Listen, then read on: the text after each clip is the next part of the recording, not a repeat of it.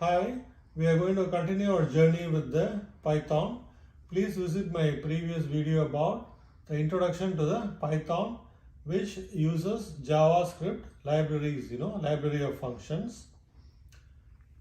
In today's video, we're going to see how to install Python and what is the syntax to use the Python.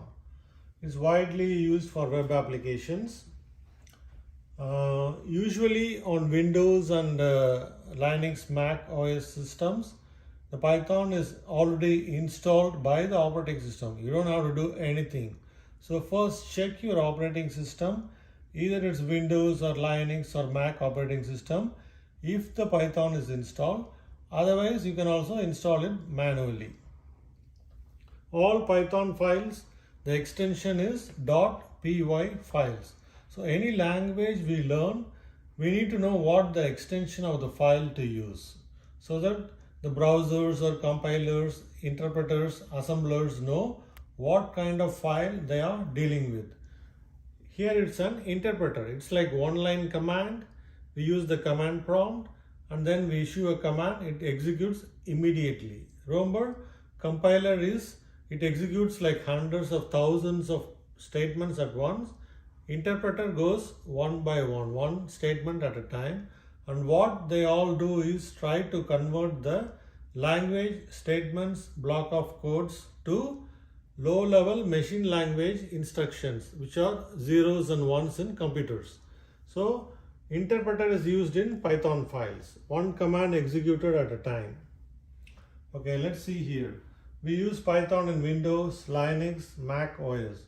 How to find out if it's already installed or check the version of the install so that we can update the version. So if the two things, one, if it's already installed, you want to update to the latest version of the Python.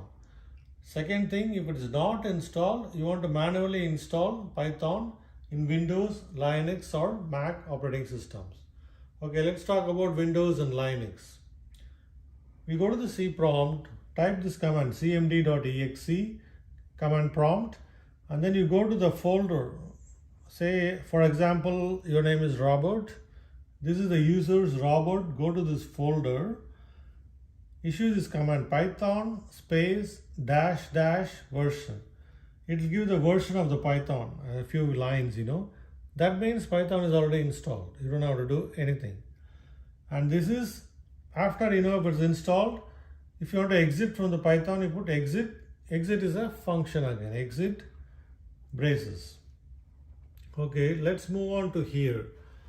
So another method is on here on Mac operating system. It's a little different. You got to say there is a folder called applications. Under users, there is a folder called application. That's where all the application files are there, utilities and other things. You go there, open a terminal window. See, in Windows we use the command cmd.exe. Similar one is in operating system, Mac operating system, which is the Apple product. You have to open a terminal and then issue the same command python space dash dash version. It will display the version of the Python installed on the Mac operating system, the Apple product. Okay, let's move on to here. I'm talking about the files, now we know Python is already installed, either it's Windows or Linux or Mac operating system. What's the next step?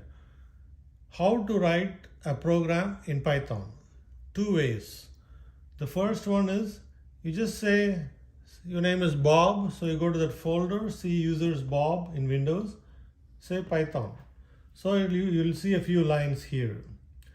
Now Python is activated. You can issue all Python commands on the command prompt. So I'm saying, okay, print, double quotes, Python is pretty, double quotes, semicolon. So it will print Python is pretty. You want to exit out of this, issue the command exit braces. Another method. This is for one statement. What if there is like 5 statements, 10 statements, 30 statements you want to execute? You put it in a file. In Windows, you might be familiar with, or even DOS, the batch file. The extension is .bat. So we issue all the statements in a file called batch file and then execute that batch file. I can create a batch file called employee.bat.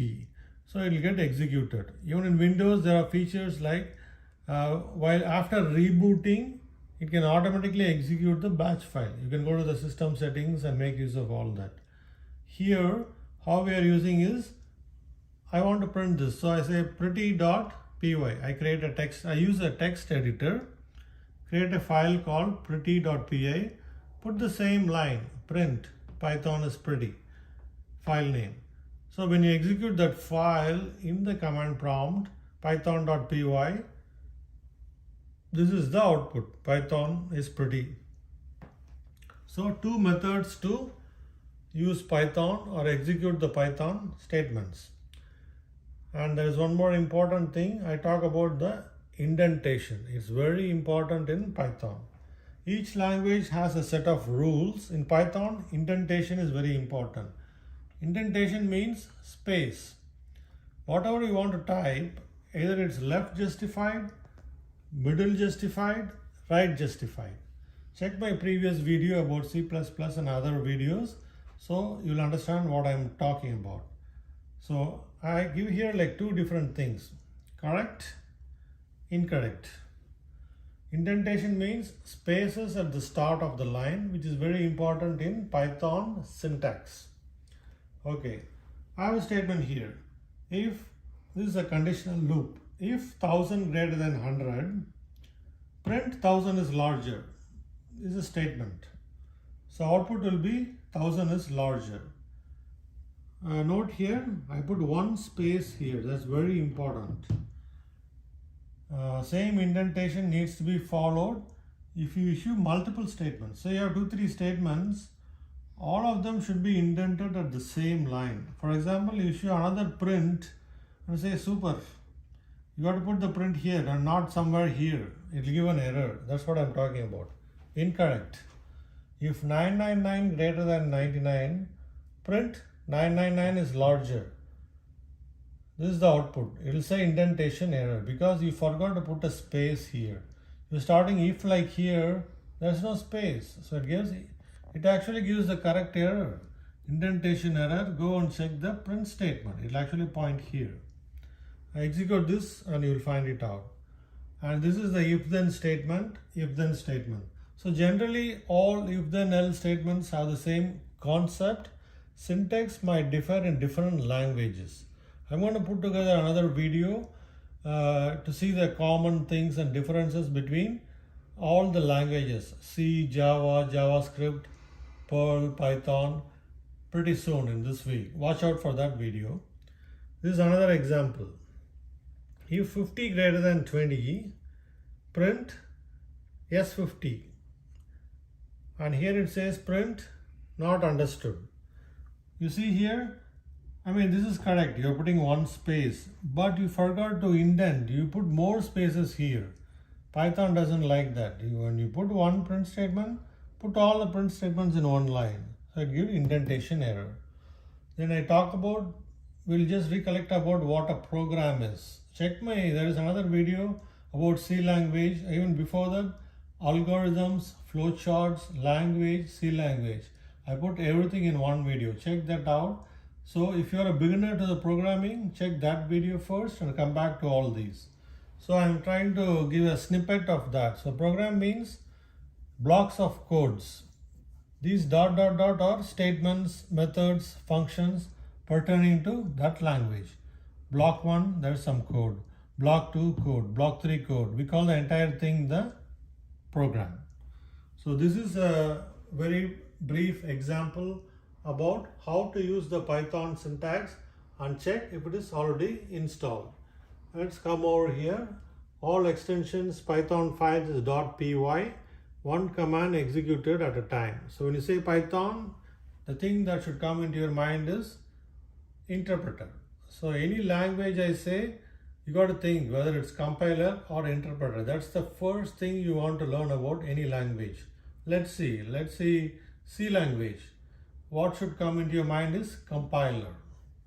Python, interpreter. So I'll try to stress all this, Java compiler because bunch of statements, bunch of code. And Python, Perl, and all kind of interpreters because we execute one statement at a time. And all these are very powerful higher level web creating applications languages. We'll see you in the next video.